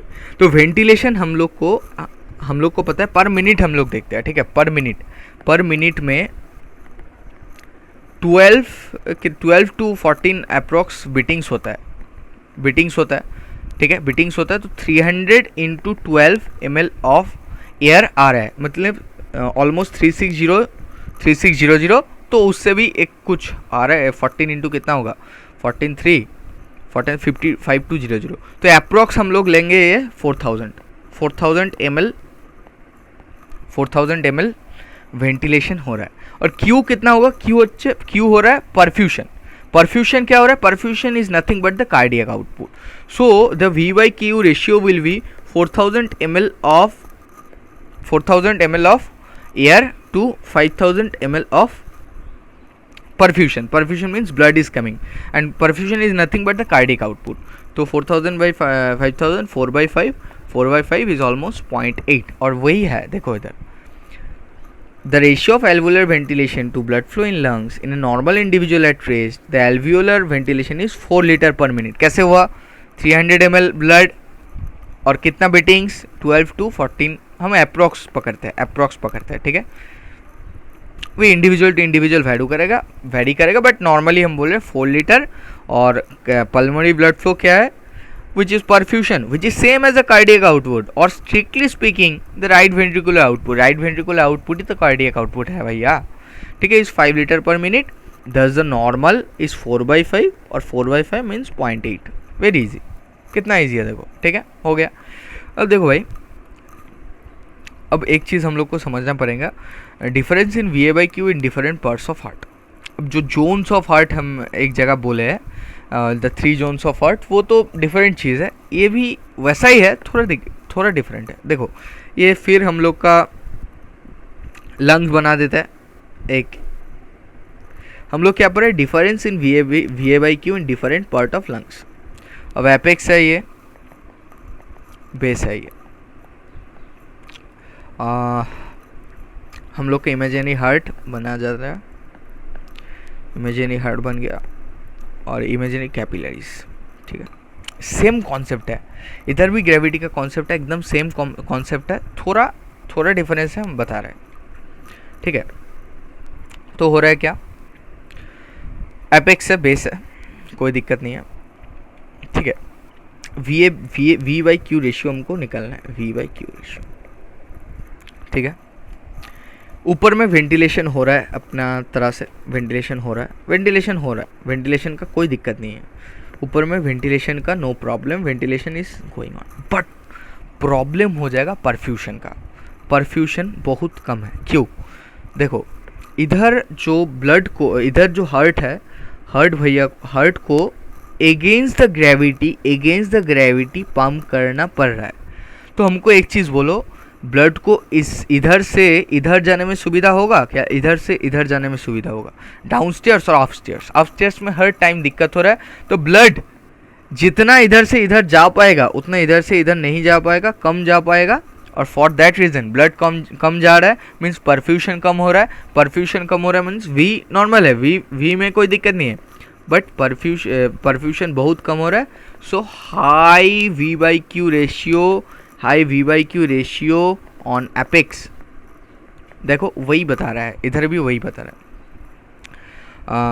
और बेस का भी समझ लेते हैं। बेस में क्या हो रहा है, बेस में हो रहा है V इधर जितना होगा उससे इधर सपोज करो x है, इधर x से थोड़ा ज़्यादा होगा, क्यों? देखो इधर एल्वेली कम है, इधर एल्वेली कितना ज़्यादा है, इधर एल्वेली कितना ज़्यादा है देखो, तो इधर वेंटिलेशन ज़्यादा होगा, थोड़ा इंक्रीज करेगा वेंटिलेशन, बट ब्लड को डाउनस्टेयर्स आने में बहुत बहुत बहुत ज़्यादा सुविधा हो जाएगा, बहुत इजीली वो आ पाएगा। तो परफ्यूशन बहुत बहुत बहुत ज़्यादा इंक्रीज करेगा, वी इंक्रीज करेगा, I admit that V is increasing, but Q is increasing very much than V. So V by Q ratio ultimately gets lowered, क्यों? डिनोमिनेटर ज़्यादा बढ़ रहा है न्यूमरेटर से, तो low V by Q ratio on base. तो इसमें कितना होता है, इसमें ऑलमोस्ट 0.6 तरफ का होता है, इसमें 2.5 ऐसा होता है, देखते हैं चलो। In upright posture, the base of the lung is better ventilated and better perfused than the apex, as I told. Moreover, blood flow is proportionally greater than the ventilation at the base. V is increasing, but perfusion or blood flow बहुत ज़्यादा increase कर रहा है at the base. And ventilation is proportionately greater than blood flow at the apex. In fact, the blood flow exhibits a 5-fold difference between the apex and the base of the lung, whereas ventilation exhibits about a 2-fold difference. वही हम बोले, जब देखो variation of difference of ventilation of blood flow results in regional ratio VA/Q ratio. The VA/Q ratio is 0.6 eight the base में कम हो रहा है, apex में ज़्यादा हो रहा है, and about 3 in the apex of the lungs. ठीक है, तो परफ्यूशन जो है, परफ्यूशन देखो एपेक्स में परफ्यूशन कम हो रहा है, ठीक है, और वेंटिलेशन जो है, वेंटिलेशन भी कम हो रहा है, बट परफ्यूशन बहुत ज़्यादा बढ़ रहा है, परफ्यूशन जो है बहुत ज़्यादा बढ़ रहा है comparative to ventilation from apex to base. ठीक है, तो इसलिए हम लोग का जो VA/Q रेशियो बेस में कम हो रहा है और एपेक्स में बढ़ रहा है। ठीक है, तो हो गया। अब देखो भाई, VA/Q रेशियो मिसमैच का एक बहुत ज़्यादा क्लिनिकल एस्पेक्ट है। मतलब VA/Q अगर लो होता है, क्या क्लिनिकल हो रहा है हम लोग गेस कर सकते हैं। VA/Q अगर ज़्यादा होता है, मीन्स वेंटिलेशन परफ्यूशन रेशियो कम हो रहा है, क्या ज़्यादा हो रहा है, उसका क्लिनिकल सिग्निफिकेशन बहुत ज़्यादा है। ठीक है, तो इसलिए हम लोग एक टेस्ट करेंगे जिससे हम लोग रेशियो देख पाएंगे, एसेस कर पाएंगे। ठीक है, जो टेस्ट, दो टेस्ट है, एक है एल्वियोलर एट्रियोलर ऑक्सीजन डिफरेंस है, एक है ventilation perfusion lung scanning. First, we will discuss about alveolar arteriolar oxygen difference. Normal alveolar PO2 is 104 mmHg. Normal arterial PO2 is around 80 to 100 mmHg. ठीक है, alveoli में obviously ज़्यादा PO2 रहेगा और वह अराउंड 104 mmHg, और arterial PO2 कम रहेगा less than comparative to alveoli, और वह 80 to 100 mmHg. So the difference is between normally 5 to 15 mm। देखो भाई 104 है माइनस 80 to 100, अगर 100 हम ज़्यादा लेते हैं तो ऑलमोस्ट 5 आ रहा है, अगर 80 लेते हैं तो ऑलमोस्ट 15 आ रहा है, तो 5 to 15 डिफरेंस रहता है। And this difference is normally due to some degree of ventilation perfusion mismatch normally seen in the lungs due to. देखो भाई, देखो पल्मोनरी आर्टरी है, ठीक है, आर्टरी और एल्वियोली है, एल्वियोली लंग्स के अंदर एल्वियोली है, तो भाई जितना वेंटिलेशन हो रहा है उतना ही क्या परफ्यूशन हो रहा है? नहीं, V/Q थोड़ा मिसमैच हो रहा है, तो इसलिए ही जितना ऑक्सीजन इधर है उतना ऑक्सीजन इधर नहीं है, बिकॉज थोड़ा मिसमैच हो रहा है इसलिए। ठीक है, चलो वेंटिलेशन परफ्यूशन लंग स्कैनिंग क्या है? For perfusion albumin macro aggregates labelled with TC99M injected intravenously that ultimately reaches the pulmonary capillaries. Imaging reveals the distribution of the radioisotope according to the distribution of pulmonary blood flow. For ventilation, radio level xenon gas होगा, gas is inhaled and T distributes in lung according to pulmonary ventilation. Means radioactive xenon gas हम दे देते हैं और कहाँ कैसे diffuse होता है हम देख लेते हैं, उससे हम VA/Q रेशियो मिसमैच को आइडेंटिफाई कर सकते हैं। बेस्ट प्रोसेस तो यही है, हम एकदम डायरेक्टली 5 to 15 हो रहा है क्या देख लेते हैं, अगर नहीं हो रहा है तो कोई डिफेक्ट है, हो रहा है तो कोई डिफेक्ट नहीं है। ठीक है, a variation in ventilation perfusion ratio. अब वेरिएशन कैसे होता है, वी ए बाई क्यू हम जो बोले, नॉर्मल बिलो नॉर्मल जब होता है क्या होता है, एवव नॉर्मल जब होता है तब क्या होता है, देख लेते हैं चलो। When there is both normal alveolar ventilation and normal alveolar capillary blood flow, normal alveolar perfusion, exchange of oxygen and carbon dioxide transport through the respiratory membrane is nearly optimal। देखो भाई, जब नॉर्मल एल्वियोलर वेंटिलेशन हो रहा है and normal alveolar capillary blood flow हो रहा है, मतलब नॉर्मल एल्वियोलरी परफ्यूशन हो रहा है, तो exchange of oxygen carbon dioxide through the respiratory membrane is nearly optimal, मतलब सब कुछ नॉर्मल है, सब कुछ नॉर्मल और ऑप्टिमल है इधर, ठीक है, कोई दिक्कत नहीं है। अंडर नॉर्मल कंडीशन क्या होता है, पल्मोनरी O2 हम बोले एवरेज इज 104 और PCO2 जो है 40 mmHg, ठीक है, ये इंपॉर्टेंट है, वो तो नीट में ही हम लोग का था, ठीक है, दिक्कत नहीं है। तो अब when VA by Q is below normal, VA by Q below normal होता है, VA by Q below normal होता है, VA by Q V by Q less normal, less than normal, less than normal हो रहा है तो हम लोग को समझना पड़ेगा कि वेंटिलेशन लेस हो रहा है देन क्यू, तो वेंटिलेशन कम हो रहा है, तो वेंटिलेशन कम हो रहा है मतलब PO2 कम हो रहा है, वही हम लोग पढ़ेंगे। एट द बेस ऑफ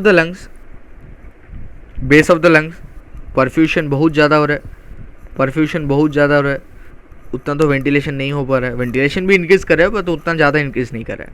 तो at the base of the lungs alveolar ventilation blood flow is relatively higher than the apex, however perfusion is much greater than ventilation, hence the ventilation ratio is lesser than 0.8 at base and 0.6 होता है, हम लोग discuss किए base of the lungs में। Base of the lungs क्या बोले हम, इधर बहुत ज़्यादा ब्लड आ रहा है तो क्यू बहुत ज़्यादा इंक्रीज कर रहा है, तो वी वाई क्यू में अगर क्यू बहुत ज़्यादा इंक्रीज करता है तो वी वाई क्यू डिक्रीज करेगा बिकॉज डिनोमिनेटर इज इंक्रीजिंग, ठीक है। इफेक्ट्स क्या होगा, इफेक्ट्स होगा एल्वियोलर PO2 फॉल्स, क्यों, वेंटिलेशन कम हो रहा है रेस्पेक्टिव, तो PO2 कम हो जाएगा, PCO2 ज़्यादा हो जाएगा, ठीक है। तो PCO2 अगर ज़्यादा होता है, हम लोग बोले ऐसे याद रखो, H2O प्लस CO2 H2CO3 हो रहा है, H2CO3 क्या है, एसिड है मतलब pH एसिडिटी हो रहा है, मतलब pH फॉल कर रहा है, ठीक है। अब भाई इधर हो रहा है, इधर हो रहा है hypoxic vasoconstriction means lower alveolar oxygen, देखो PO2 फॉल कर रहा है तो लोअर एल्वियोलर ऑक्सीजन होगा, concentration causes constriction of blood vessels and pulmonary arterial pressure, also pulmonary resistance goes up. PO2 अगर कम हो रहा है मीन्स क्या होगा, मीन्स होगा एल्वियोलर ऑक्सीजन लेवल कम हो रहा है, तो कॉन्स्ट्रिक्शन ऑफ VV होगा, कॉन्स्ट्रिक्शन ऑफ ब्लड वेसल्स होगा।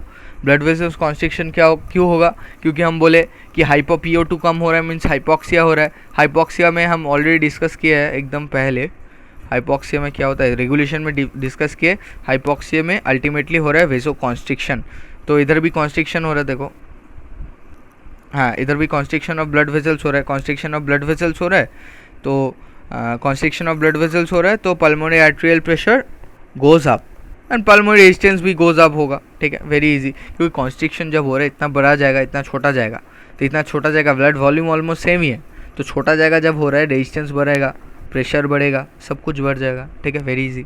पैथोलॉजी क्या है, blockage of any part of the conducting zone of the lungs as in bronchial asthma. देखो भाई अस्थमा में क्या हो रहा है, अस्थमा में हो रहा है कि पथ जो है वो कॉन्स्ट्रिक्ट कर रहा है, ये इतना बड़ा था ये कॉन्स्ट्रिक्ट कर गया, छोटा हो गया, तो वही कॉन्स्ट्रिक्शन हो रहा है, तो क्या हो रहा है, ब्लॉकेज हो रहा है। कॉन्स्ट्रिक्शन मतलब ब्लॉकेज होगा, blockage of any part of the conducting zone of the lungs as in bronchial asthma results in less than normal ventilation perfusion ratio that leads to hypoxia, और हाइपोक्सिया में is PO2 less means hypoxia में हो रहा है, ठीक है। अब VA by Q अगर अबव नॉर्मल होता है तो क्या होता है, VA by Q suppose above normal है, physiology it is commonly scene in the apex of the lungs में होता है, क्योंकि उधर तुम्हारा जो परफ्यूशन है, परफ्यूशन में बहुत दिक्कत हो रहा है, above the gravity against the gravity जाना पड़ रहा है ब्लड को, तो अगेंस्ट द ग्रेविटी ब्लड अगर जा रहा है तो ब्लड उतना ज़्यादा नहीं जा पा रहा है, तो अगर ज़्यादा नहीं जा पा रहा है तो मीन्स परफ्यूशन कम हो रहा है, परफ्यूशन कम हो रहा है मीन्स वी बाई क्यू में परफ्यूशन अगर कम हो रहा है तो मीन्स डिनोमीटर कम हो रहा है तो वी बाई क्यू बढ़ रहा है, तो it is about 3.3. Here the ventilation is less than normal but perfusion is even lower due to action of gravity, so the ventilation perfusion ratio comes out to be 3.3. Very easy. Effects: alveolar PO2 rises. Ventilation ज़्यादा हो रहा है, ventilation ज़्यादा हो रहा है means PO2 ज़्यादा है, PCO2 falls and pH rises. pH rises क्यों?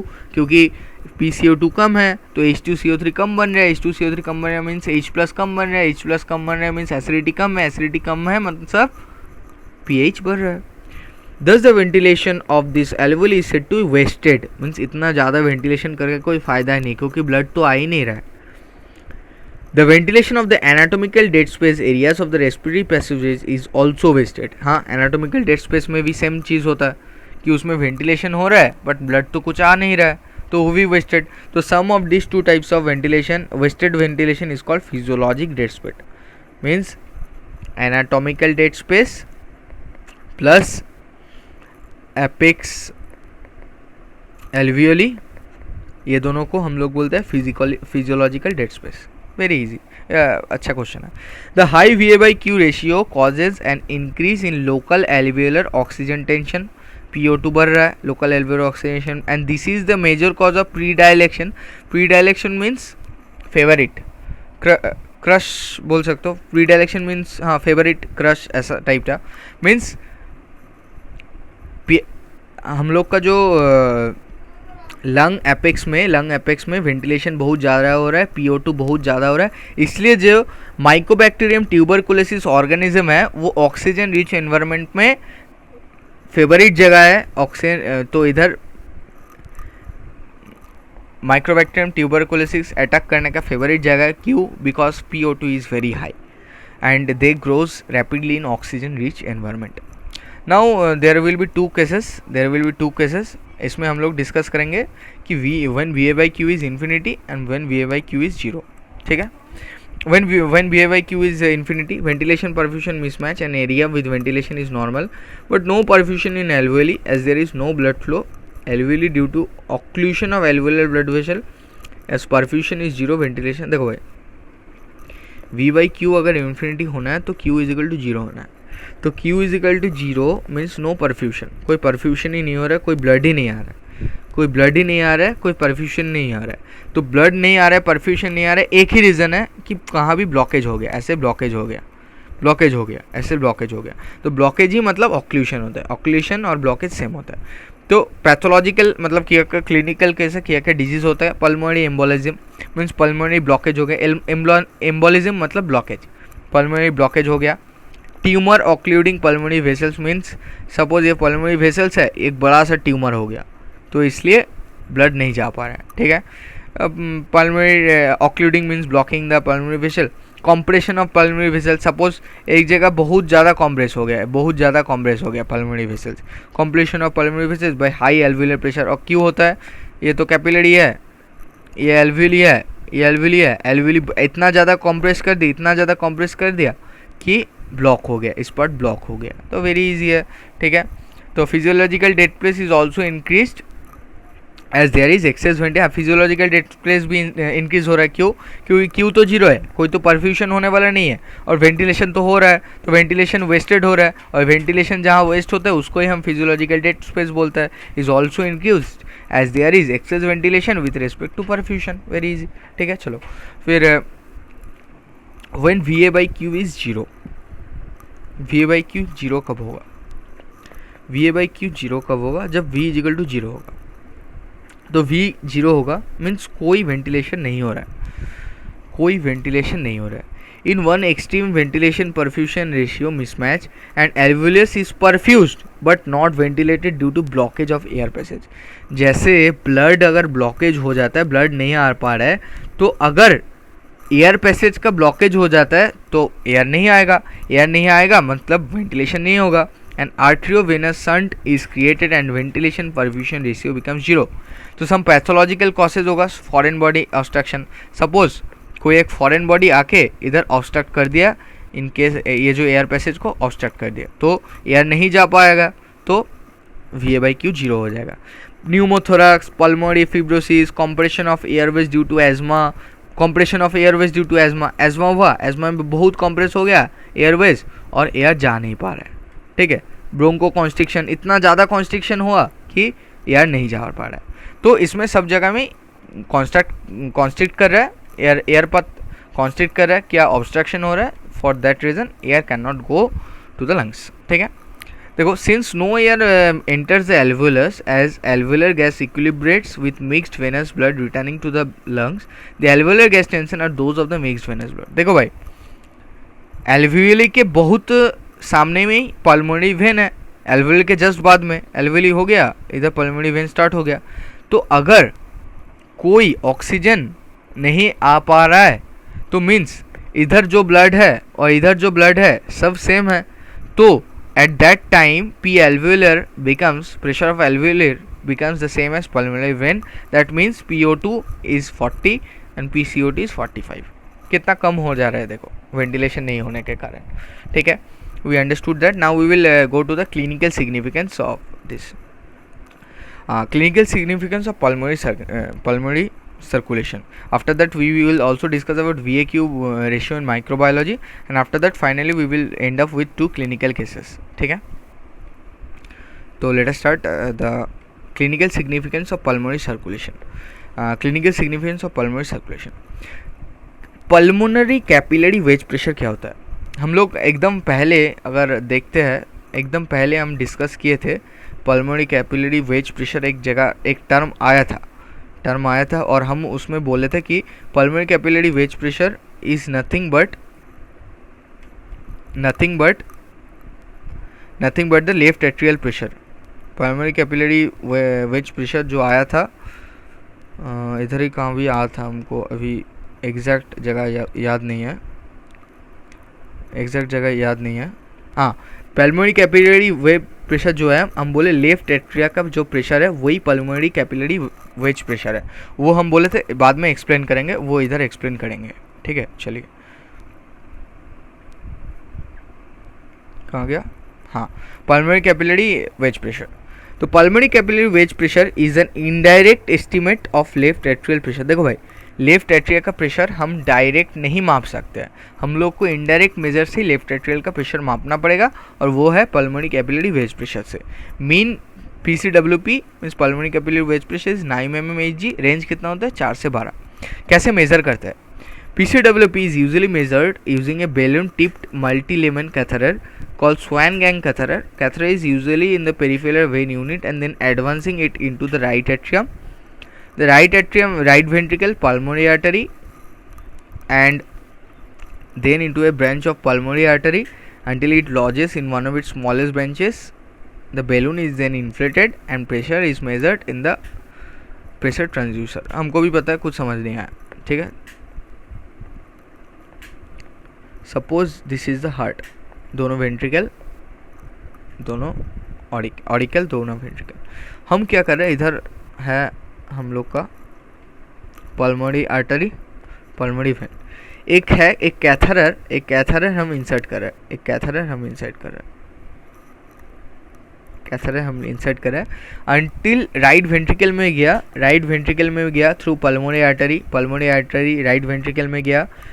उसके बाद एक ब्रांच हम देंगे, एक ब्रांच जो ऐसे जाएगा, ठीक है। राइट एट्रियम से गया, पल्मोनरी आर्टरी से गया, राइट वेंट्रिकल से गया, ठीक है।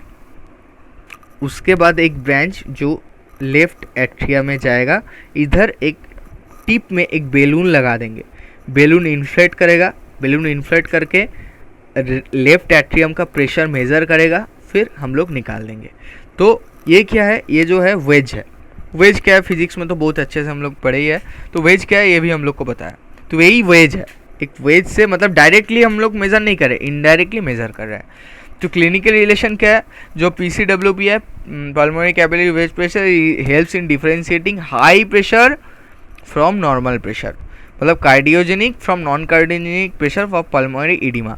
मीन्स पल्मोनरी हाइपरटेंशन हुआ है और पल्मोनरी इडिमा हुआ है, दोनों में ही प्रेशर इंक्रीज करेगा, पर हम लोग को पीसीडब्ल्यूपी देख के हम लोग को पता चल जाएगा important during evolution of cause of hypertension.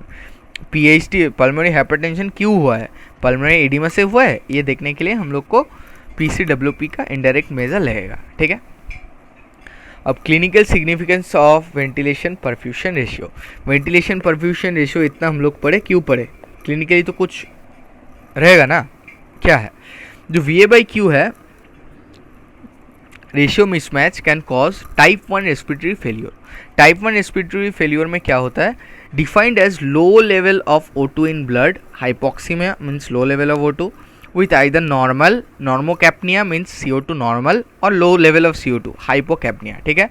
तो बात वही है कि लो VA/Q लो मीन्स वेंटिलेशन लो हो रहा है, वेंटिलेशन लो मीन्स PO2 कम हो रहा है, PO2 कम हो रहा है मीन्स PCO2 बढ़ रहा है, और PCO2 नॉर्मल भी रह सकते हैं मीन्स हाइपोक्सिया along with नॉर्मोकैप्निया और हाइपरकैप्निया, सॉरी PCO2 भी लो हो रहा है, तो हाइपोकैप्निया, ठीक है।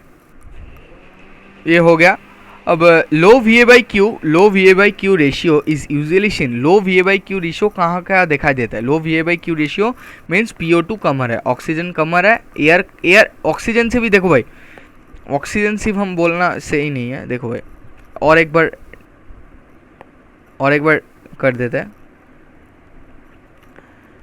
जो वेंटिलेशन हो रहा है, वेंटिलेशन लेस हो रहा है means air as total air कम आ रहा है, एयर टोटल मीन्स PO2 भी कम रहा है, PCO2 भी कम रहा है, बट PCO2 लेस है बॉडी में, तो PCO2 कम भी सकता है, PCO2 नॉर्मल भी हो सकता है।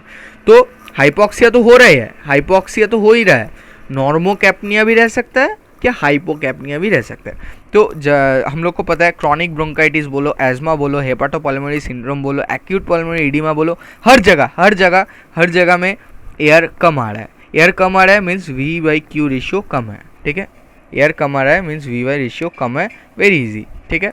चलो उसके बाद है हाई VA/Q रेशियो मीन्स परफ्यूशन बहुत ज़्यादा हो रहा है, बट V मीन्स जो वेंटिलेशन उतना ज़्यादा नहीं हो रहा है, दैट लीड्स टू मीन्स, देखो वेंटिलेशन ज़्यादा नहीं हो रहा है तो एयर कम आ रहा है, तो sorry high VA/Q ratio means air बहुत ज़्यादा आ रहा है, बट परफ्यूशन उतना ज़्यादा नहीं हो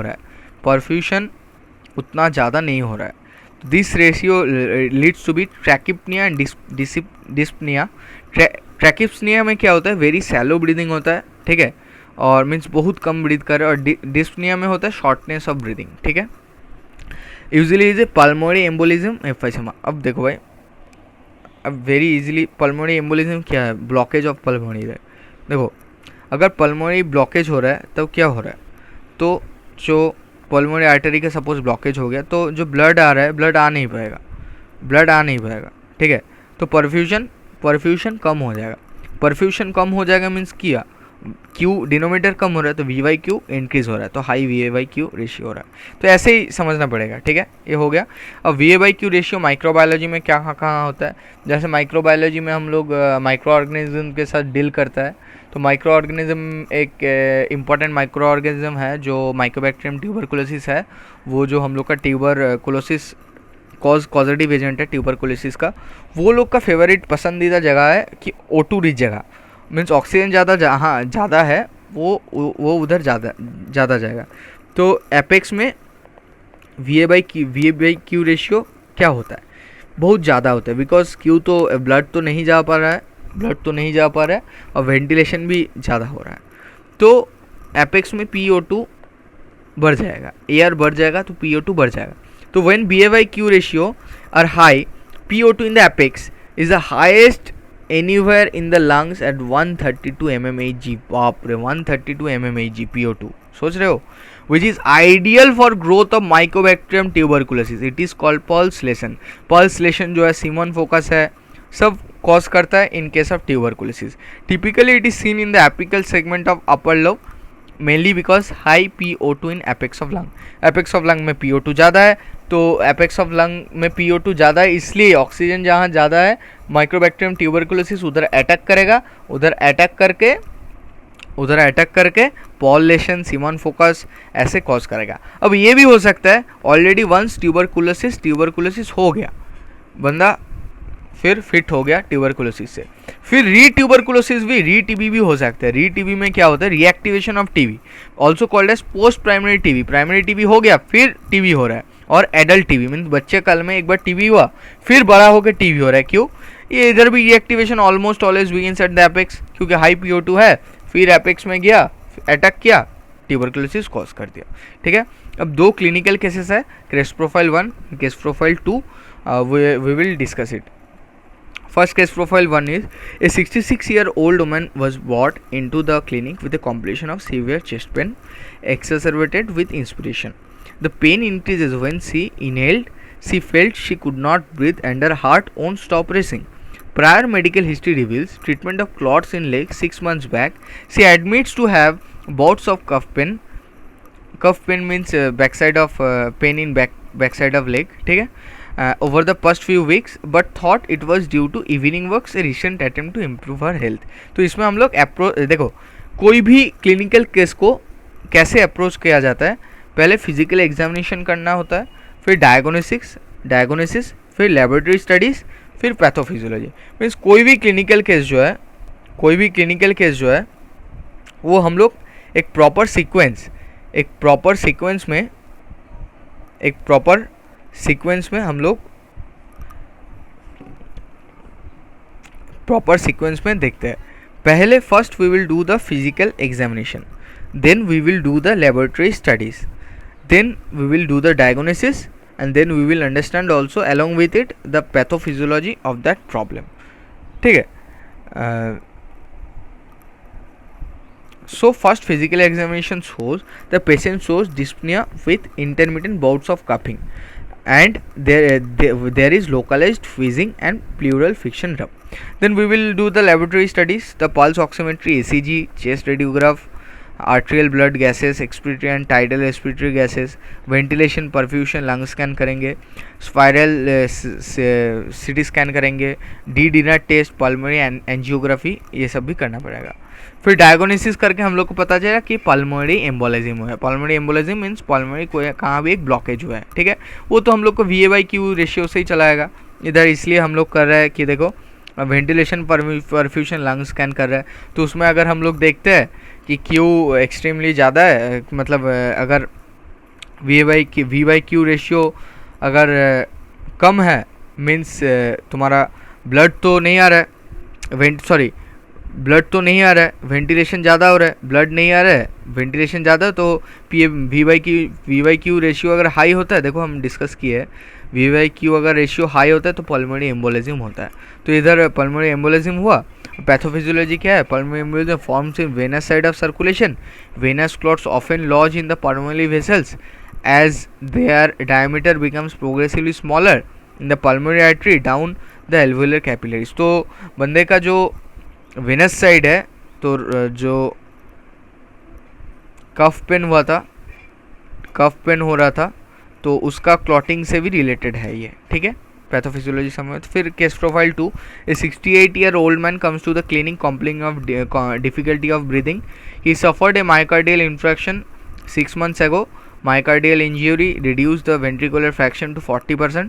He indicates he has difficulty sleeping while lying down, which was getting worse over the past month. So again we will first do the physical examination, then the laboratory studies, then we will diagnose, and after that we will discuss the pathophysiology. First physical examination, inspiratory crackles are present, particularly at base of lungs. The patient's fingernails have a slight cyanotic color. Supplemental oxygen was initiated. The laboratory studies ECG किए, USG किए, pulse oximetry किए, chest radiography किए। तो diagnosis करके हम लोग को पता चला कि पल्मोनरी एडिमा हुआ है। ठीक है, पैथोफिजियोलॉजी क्या है? Need volume of plasma filtered through the pulmonary capillaries exceeds the ability of the pulmonary lymphatics to transport the fluid back to the vascular system. Accumulation of fluid in the pulmonary interstitium, हम बोले कि alveoli में fluid अगर ज़्यादा हो जाता है तो एडिमा होता है। And pulmonary increases the distance between alveoli and pulmonary capillaries, capillary और पल्मोनरी का डिस्टेंस बढ़ जाता है, दस इम्पेयरिंग द गैस डिफ्यूजन। तो मतलब तो इधर जो है डिस्टेंस बढ़ जाता है, पहले इधर था अभी इधर है, डिस्टेंस बढ़ गया तो अच्छा से डिफ्यूजन नहीं हो पा रहा है, इसलिए and we understood that the patient has pulmonary oedema. So the brief summary of इतना तक जो किया है, the passage of blood from the right side of the heart through arteries to the lungs where it picks up oxygen and return to the left side of the heart is called pulmonary circulation. pulmonary circulation क्या है, discuss किया है. Heart है, pulmonary artery से lung में गया, lung में डीऑक्सीनेट से ऑक्सीनेटेड हुआ, फिर पल्मोनरी वेन से रिटर्न हो गया. सिर्फ इतना ही है हम लोग का pulmonary circulation. The peculiarities of pulmonary circulating में be pulmonary arterial hypertension PAH I have already discuss. Pulmonary oedema वो भी डिस्कस किए, एक क्लिनिकल केस भी किए जिसमें पल्मोनरी एडिमा है. ठीक है. फिर ड्रॉनिंग 2 टाइप का होता है, salt water and fresh water. दोनों टाइप से एक्ट करता है. सॉल्ट वाटर ड्रॉनिंग में the death will occur due to hypoxia and hypercapnia means asphyxia में होगा, और फ्रेश वाटर ड्रॉनिंग में द वेंट्रिकुलर फिब्रिलेशन से डेथ होगा. और ventilation perfusion ratio is the ratio of alveolar ventilation to the blood flow of lung. जितना air आ रहा है एल्वुलर वेंटिलेशन से बाई द ब्लड जो आ रहा है वही है ventilation perfusion ratio. Imbalance in VA/Q ratio में lead to the ventilation perfusion mismatch that ultimately affects the gas exchange. अब बढ़ेगा तो कोई प्रॉब्लम होगा, घटेगा तो कोई प्रॉब्लम होगा. ठीक है. The concept of pulmonary circulation and ventilation perfusion ratio both are clinically important as they might be associated with the hypoxemia, dyspnea, trachypnea, hypertension, respiratory failure, tuberculosis, emphysema, chronic bronchitis, asthma, and hepatopulmonary syndrome, and etc. At last, I want to thank our madam, respected madam, for giving us a wonderful opportunity to learn about pulmonary circulation and ventilation perfusion ratio by making presentation. It has been really an effective way through which we all worked together and helped each other and completed our studies through discussion and solving our doubts. Also, thanks to all the students of group 101 to 140 for working together. And at last, I not only want to thank roll number 101 to 140, but I want to thank our whole batch for helping and guiding me. And also I want to thank our seniors who have already always been with us and helping in us in every matter. And thanks, we are ending it. Hope you love it, and please say how it was in the comment section. Thanks.